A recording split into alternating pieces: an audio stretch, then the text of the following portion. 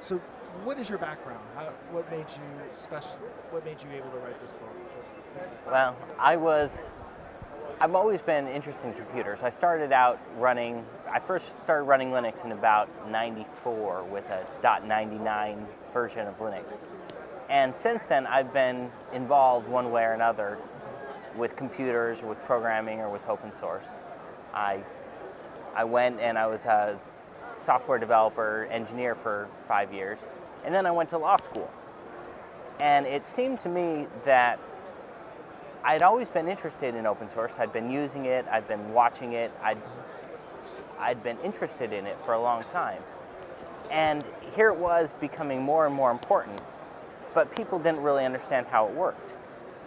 You saw businesses talking about it, and you saw lawyers talking about it, but particularly developers, they didn't understand it. And no one was talking to developers about how intellectual property worked and how it worked with open source. The book that you just wrote, is it geared, who's the audience? Is it programmers or attorneys? It's programmers. It's for developers, for anyone who makes a living from developing things. It is written from the perspective of someone who has an idea, who needs to understand how these things interact with their work. Someone who's going to start up a project or start participating in an open source project. What do you need to do? How do you discuss it with your employer? Do you need to worry about patents or copyrights, licenses? How do you open source it? Those sorts of nuts and bolts issues are where it's at. Intellectual property is, even though we have one name for it, it's a lot of different things just sort of stuck together. It's patents, as you've described. It's also copyrights, which are particularly important because that's what covers most software. There are trademarks, like the names of your project, can sometimes be trademarked. There are trade secrets, which sometimes get involved with your employer, or even open source companies have trade secrets. There are some aspects of contracts law, agreements that you make. Most important of those are the software licenses that you release your software under. And then there's even a little bit with, when your project grows up and you want to create a foundation around it. How do you do that? In all these ways, the law sort of shapes what you can do with your project and how you interact with it. And so it takes you through the life cycle of the project and gives an overview of those areas.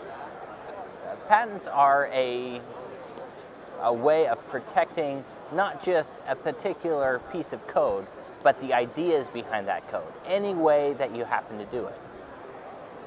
Now, with software, it gets difficult because there are so many different ways to do it that you're not just protecting like a particular machine or a particular gear or a particular chemical structure. You're protecting what really is very close to an algorithm. And so you can get very broad protection. And so that is why software patents are such a big deal in the open source community, and why they're really not very popular. In Europe, for example, software patents aren't really allowed. It gets a little complicated, but they aren't really allowed. Software is unique in the fact that it has an oral tradition. A lot of times when people learn how to write software, they learned it from their teams. They didn't necessarily learn it from books, learn it from written reports in the same way that you've got some of these journals. I mean, of course, we do have software conferences and software journals, but a lot of the most fundamental parts of software were passed down from person to person, sort of in the sense that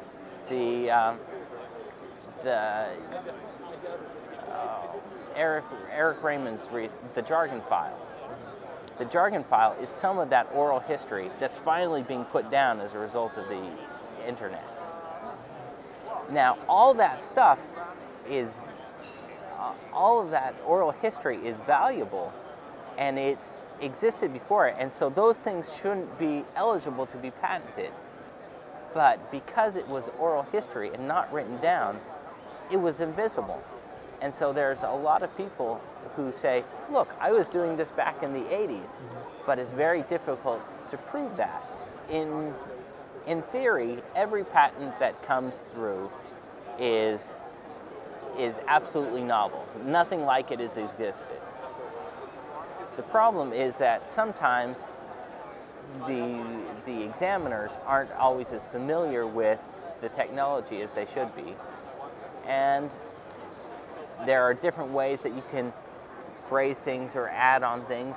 And so sometimes patents that shouldn't be out there are granted. And these can cause a lot of trouble for the software and hardware and all sorts of industries. For patents, probably this wasn't really an open source case, but the one that most people will remember is the one called NPT versus RIM. If you're familiar with your Blackberries, RIM is the company behind your Blackberry. And they were almost forced to shut down their entire network because of a patent over the way that they sent and retrieved email from this little handheld computer. Ended up, they had to pay, I think it was $645 million to settle that. Now what's really amazing is that subsequent to that, they entered into what's called a re-examination. That's where you take a patent, and you go back to the patent office and you say, and try and convince them, this patent was granted wrongly, it was in error. And so far, NPT, the patent holder, hasn't made it through re-examination. They haven't been able to convince the patent office that all their claims that RIM paid $645 million for are valid. The SCO versus Novell case was about Linux and who really held the copyright in both Linux and more particularly in the old AT&T System 5 Unix code. Now SCO said that they owned it, and they decided that part of the reason that Linux had been so successful is because people must have copied this Unix code into Linux. So they went through and they had this licensing program called SCOSource. And SCOSource said, well, if you pay us money, we won't sue you. Naturally, this wasn't very popular. And so exactly. So Novell said, hey, wait a second, we own the copyrights to Unix, and you can't tell anybody, you don't have anything to sell. So they started suing back and forth, and it happened actually that just about a week ago, the final judgment in that came down. Now, they can still appeal, but it's not looking real bright. But instead of Novell owing SCO millions of dollars, it actually turns out that SCO owes Novell $2.5 million for selling things that they didn't really own. One that a lot of people remember is the Grokster case. Grokster is, of course, the peer-to-peer file sharing application. And the law up to that point said, as long as you are not you don't have any control over what your users are doing, and you are not directly infringing anybody's copyrights yourself, well then you're safe. If you also have other substantial uses for what you're doing. Well, it went up to the Supreme Court, and the Supreme Court came out with a new doctrine that said, if you are inducing others to commit copyright infringement, well then that's the same thing.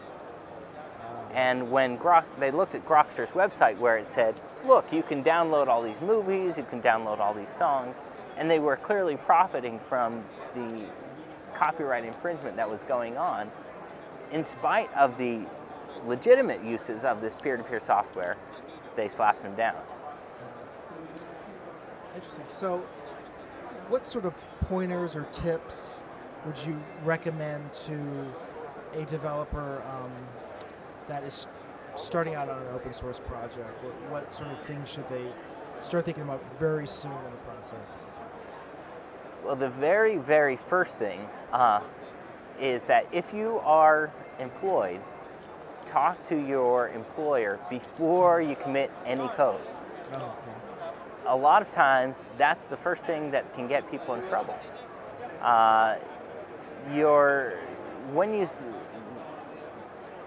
When you sign an employment agreement, most developers also sign an agreement that says anything that I create, I need to give to the company. Is that usually enforceable? In a lot of ways, and in a lot of states, it is. And so, it really presents a crimp if someone has gone through and started writing this code and either open sourcing it or contributing it to an open source project. Then they have, according to the company, they've taken the company's rightful code and their company's rights, and they've given it out to everybody. So I can see where that's a problem when you're sort of taking code from the place you work, and then you start, an idea based on like something you developed at one company. But what if that software product didn't involve the business nature of the company you're leaving? So, for instance, if you work at, say, an airline, but during your work you figured out a great way to do unit testing, and you were to leave and say, you know what, while I worked at this company, I came up with this brilliant unit testing framework, at least conceptually, and I built everything that, for this new project off of my experience at my last place, but it had nothing whatsoever to do with the business of airlines. So is that a problem that could also be? That's also a problem. Is that right? I mean, of course, it depends on the particulars of exactly what you sign. So that's why you need to check those things out early. Right. And if you can get their permission before you committed any code, then you're in a much stronger position because you haven't done anything. There's no intellectual property that they can have any claim on. Okay. And they're much more likely to say, sure, you can pursue your unit testing framework or whatever. Even if it's unconnected with your work, though, if you've got one of these agreements that assigns pretty much anything technical that you create to your employer, then you could be in trouble. Don't most startups start almost like that? Like someone leaves one company and they have a better idea of doing something and they break out on their own. I guess there's a lot of legal. And if it's a successful company, lawsuits follow. I see. So that's one tip. Are there any other tips that they should consider? Yes. Another thing is be aware of copyright and how it interacts with your license. When you receive patches, when you're starting to work with code, what you're really working with, as well as the code, is you're working with copyright law. And so you need to make sure that you're covered. And there are a few easy steps to make sure that when someone sends you a patch, that you're okay to use it. You would think that it would be obvious that if someone sends you a patch, that's okay. But unless you jump through the right hoops, it's actually not. So be aware of that. Probably one more thing to think about is if you're starting a new project, think about the name. A lot of times, what is most valuable about when open source projects want to sort of grow up and they want to form a foundation or they want to protect themselves, they want to start doing various things, one of their biggest assets is actually their name. Think, for example, about Linux. Linux for a long time wasn't a trademark. And so one person said, wow, look at all these people using this term Linux. I will register the term Linux and I will start charging them money. Now, he wasn't successful. And there was a court case to force this guy to assign the Linux trademark to Linus Torvalds. There are rules about domain names and trading on other people's trademarks. Another peer-to-peer application, Aimster, was shut down because it was too similar to AOL's trademark, AIM. for their instant messenger. And then the Pigeon instant messenger used to be called Game. That also was forced to change names because of trademark law. So what about the trademark on GIFs? It was actually not a trademark, it was a patent. Patent, okay. It was on the specific compression method, that LZW compression that was used in GIFs. That patent is actually gone now. And so it's expired, and so it's not really an issue how anymore. long do patents last in software? Patents last about 20 years. 20 years, okay. That's a long time in technology, but it does expire. A lot of the problems come with copyrights, which have terms that are 95 to 150, 170 years, depending on how long someone lives. And so those can last a very long time, and that's what's causing more of the trouble. A lot of what I talk about isn't just the nuts and bolts of how it works. I mean, yes, it's got that, but I also think that it's the principles of intellectual property and of open source that are the most valuable. I mean, the first chapter starts off with, the economics. Why in the world do we have intellectual property?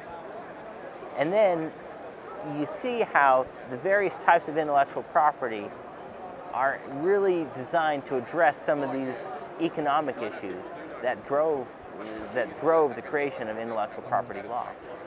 And then similarly with open source, I talk about it as in sort of the aspect of game theory, that it is what you're doing is you're establishing a framework for cooperation, and it uses the law to make that stable in game theoretic terms. And so keeping those principles and sort of the broader context of why these things work, I think that's the most important thing to keep in mind.